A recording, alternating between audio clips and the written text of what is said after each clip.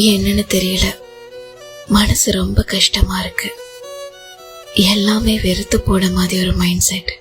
Mind ஃபுல்லா பல யோசனைகள் அப்படியே எக்ஸ்பிரஸ் ட்ரெயின் மாதிரி ஓடிக்கிட்டு இருக்கு. எதை நின்று யோசிக்கிறதுன்னு கூட தெரிய மாட்டேங்குது. மனசுல இருக்க வழிகளை மற்றவங்களுக்கு சொல்ல கூட முடியல. அதை அவங்க எப்படி புரிஞ்சுக்குவாங்கன்னு கூட தெரியல. மனசு என்னவோ தனிமையை தான் தேடுது.